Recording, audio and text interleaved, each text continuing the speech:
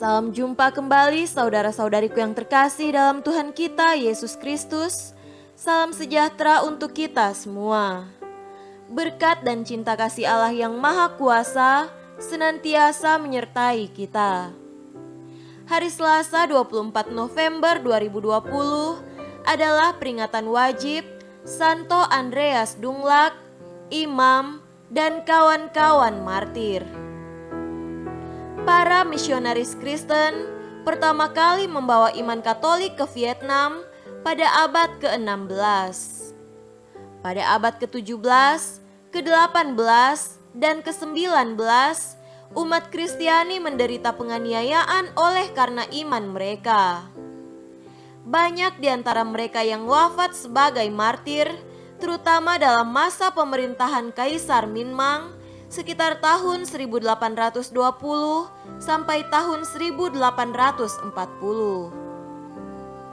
Termasuk di antara mereka 117 martir yang kita rayakan pada hari ini. Mereka dinyatakan kudus oleh Paus Yohanes Paulus II pada tanggal 19 Juni tahun 1988. Ke-117 martir tersebut terdiri dari 96 orang Vietnam, 11 orang Spanyol, serta 10 orang Prancis.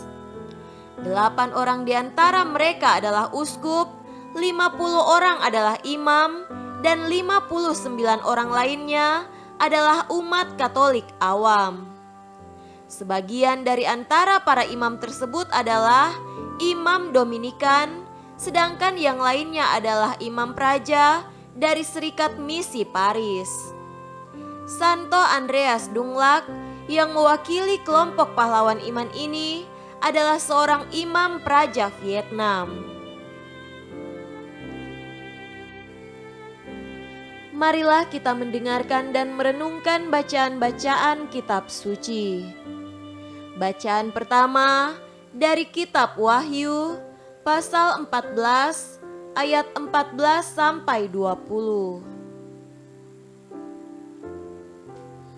Dan aku melihat sesungguhnya ada suatu awan putih, dan di atas awan itu duduk seorang seperti anak manusia dengan sebuah mahkota emas di atas kepalanya dan sebilah sabit tajam di tangannya.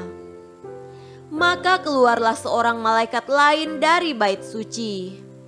Dan ia berseru dengan suara nyaring kepada dia yang duduk di atas awan itu. Ayunkanlah sabitmu itu dan tuailah, karena sudah tiba saatnya untuk menuai. Sebab tuaian di bumi sudah masak. Dan ia yang duduk di atas awan itu mengayunkan sabitnya ke atas bumi, dan bumi pun dituailah. Dan seorang malaikat lain keluar dari bait suci yang di sorga, juga padanya ada sebilah sabit tajam. Dan seorang malaikat lain datang dari mezbah. Ia berkuasa atas api, dan ia berseru dengan suara nyaring kepada malaikat yang memegang sabit tajam itu, katanya, ayunkanlah sabitmu yang tajam itu, dan potonglah buah-buah pohon anggur di bumi, karena buahnya sudah masak. Lalu malaikat itu mengayunkan sabitnya ke atas bumi dan memotong buah pohon anggur di bumi dan melemparkannya ke dalam kilangan besar, yaitu murka Allah. Dan buah-buah anggur itu dikilang di luar kota, dan dari kilangan itu mengalir darah, tingginya sampai ke kekang kuda dan jauhnya 200 mil. Demikianlah sabda Tuhan. Syukur kepada Allah. Tuhan beserta kita sekarang dan selama-lamanya. Inilah Injil Yesus Kristus menurut Lukas. Dimuliakanlah Tuhan. Injil Lukas pasal 21 ayat 5 sampai 11.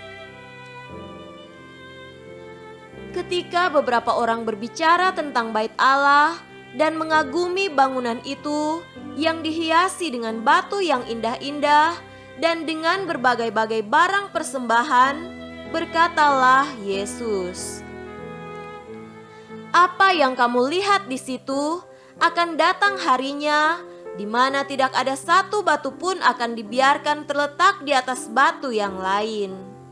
Semuanya akan diruntuhkan." Dan murid-murid bertanya kepada Yesus, katanya, "Guru, bila manakah itu akan terjadi? Dan apakah tandanya kalau itu akan terjadi?" Jawabnya, "Waspadalah supaya kamu jangan disesatkan. Sebab banyak orang akan datang dengan memakai namaku dan berkata, 'Akulah dia,' dan saatnya sudah dekat. Janganlah kamu mengikuti mereka. Dan apabila kamu mendengar tentang peperangan dan pemberontakan, janganlah kamu terkejut. Sebab semuanya itu harus terjadi dahulu, tetapi itu tidak berarti kesudahannya akan datang segera." Ia berkata kepada mereka, "Bangsa akan bangkit melawan bangsa dan kerajaan melawan kerajaan, dan akan terjadi gempa bumi yang dahsyat, dan di berbagai tempat akan ada penyakit sampar dan kelaparan, dan akan terjadi juga hal-hal yang mengejutkan dan tanda-tanda yang dahsyat dari langit." Demikianlah Injil Tuhan. Terpujilah Kristus.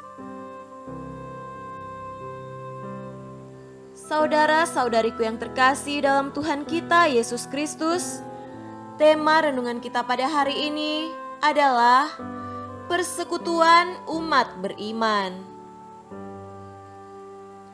Apakah Anda pernah mendengar Basilica della Sagrada Familia Barcelona yang megah itu? Atau bahkan sudah pernah berkunjung ke sana?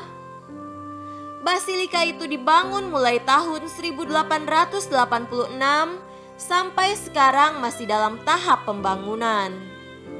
Diprediksikan basilika itu rampung dibangun pada tahun 2026. Hal itu berarti waktu yang dibutuhkan 140 tahun untuk proses pembangunan. Sungguh luar biasa.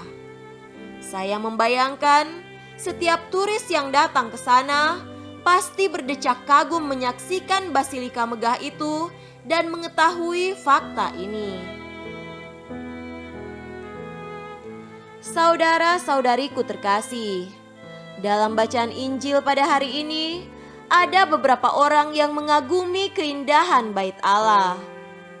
Menanggapi hal itu, Yesus menubuatkan kehancuran Bait Allah. Nubuatan Yesus terwujud pada tahun 70 Masehi ketika pasukan Romawi menyerang kota Yerusalem.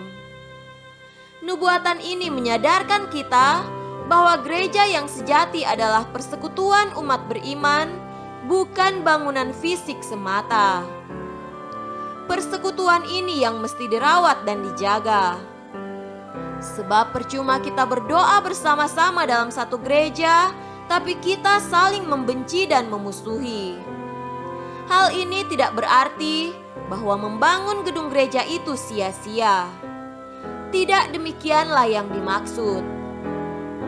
Gedung gereja penting karena menjadi tempat kita bersekutu dan berdoa, berkomunikasi dengan Tuhan, serta juga menjadi tanda kehadiran umat Kristen di suatu daerah. Namun jauh lebih penting, merawat persaudaraan di antara sesama manusia dan juga menanamkan nilai cinta kasih dalam diri anak-anak kita. Semoga demikian.